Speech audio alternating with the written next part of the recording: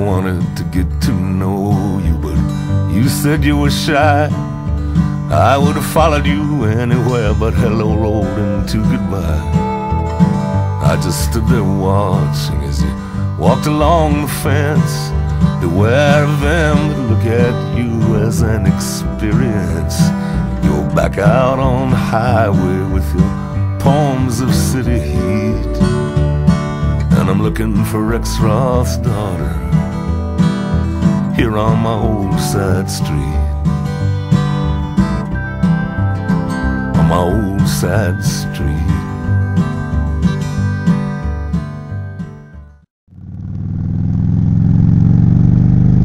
There you go, more tobacco. See how big the leaves are? I don't know if you can see that with this camera, but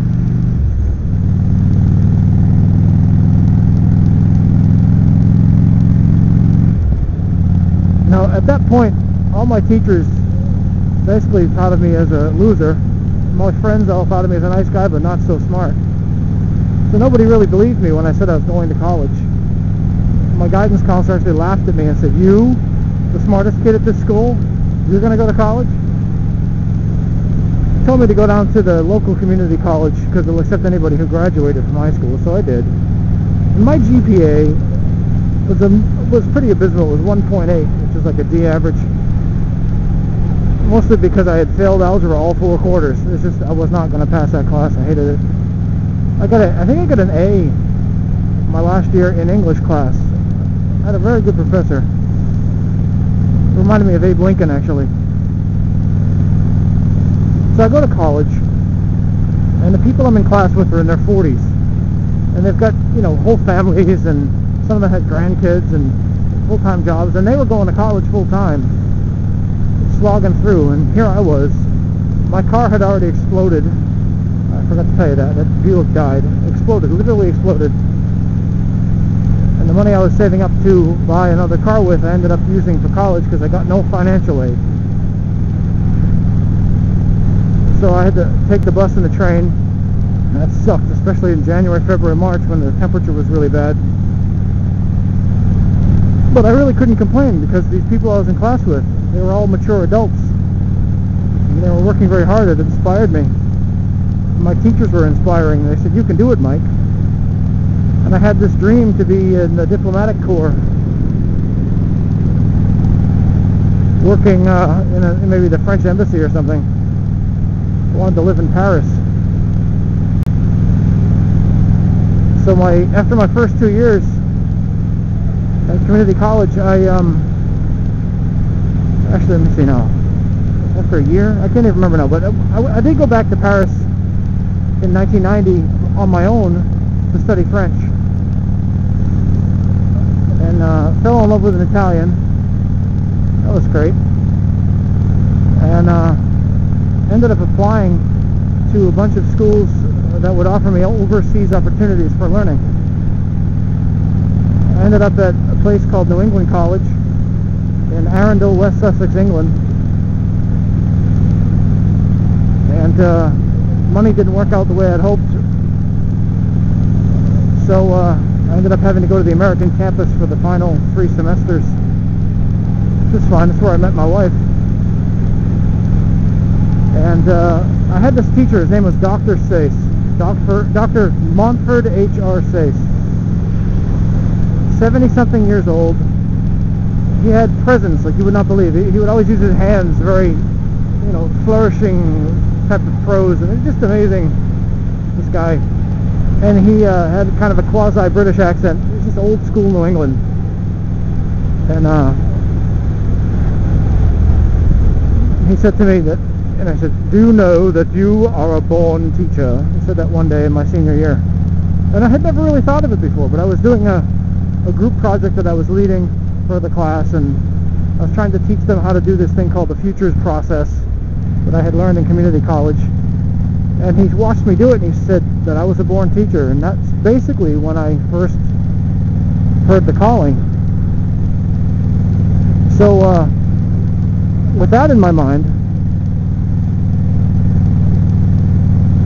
I knew I wanted to go in the Peace Corps from when I was a little kid. So I went to the Peace Corps office before I graduated from college, and I said, look, I want to go in the Peace Corps. I'm graduating in May, and what can I do for the Peace Corps? And I said, I don't want to work in a rice paddy. I don't want to be slogging through the jungle. I want to be in a city. I want to be in like Eastern Europe or something. And I said, well, the only way you can get a job like that is as a teacher.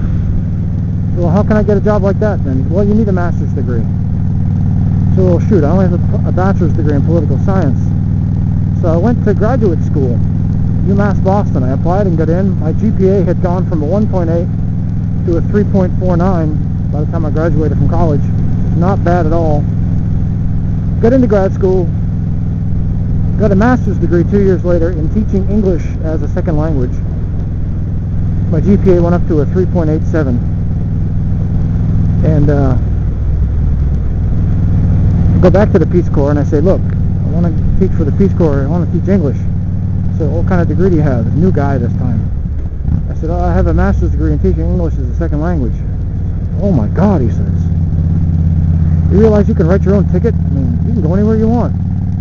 Really? Yeah, you don't even need a master's degree. You could have had a bachelor's degree in political science. What? A bachelor's degree in political science, which is what I had 2 years ago? You sons of bitches. Where's that other guy who told me I needed a master's degree? But it worked out. I got a lot of teaching experience as I was going to school. And then once I went in the Peace Corps, I had a better position. I was in Fiji as a teacher trainer. Taught 1 year of high school students, and then I taught teachers for the second year and got to fly all around the islands. Wonderful, wonderful experience. It changed my life. I used to be a very, very unhappy person, very miserable, and Fiji kind of lightened me up. People didn't even recognize me when I got back. I was so, different.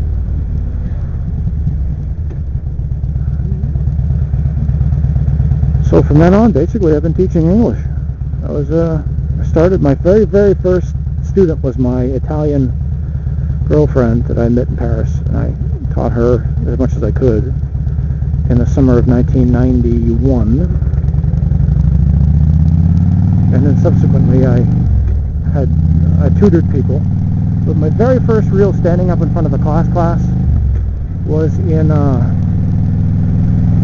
think it was in 1994. Yeah, the spring semester of 1994. I was co-teaching a class with this woman named Elsa Auerbach at UMass Boston. She was a big name in the field, still is. Here I was,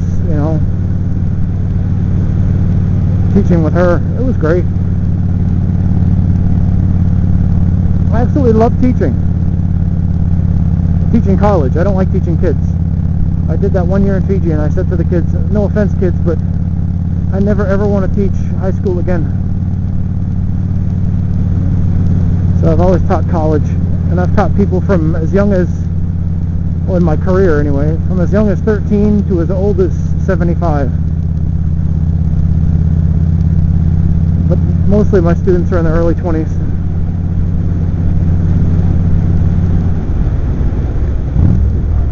I have a kid now who's 18. It's basically younger than my career. I told her, I said, I have baby powder in my bathroom older than you. That's creepy, when you just buy a regular product, like toothpaste or eye drops, and you come to find out that there are children in your class, there are people in your class that are younger than the products that you have in your bathroom. It's a sign you're starting to get a little bit older. You mention things that you think were just a couple of years ago, and you got to be like, oh, that was like 12 years ago. What's the matter with you? Remember Ricky Martin, right? Boom, boom, with the I don't even remember his song. Anyway, for a while I thought, oh, Ricky Martin is still current. No, that was like 1997. Oops. Was that story worth listening to in any way, shape, or form?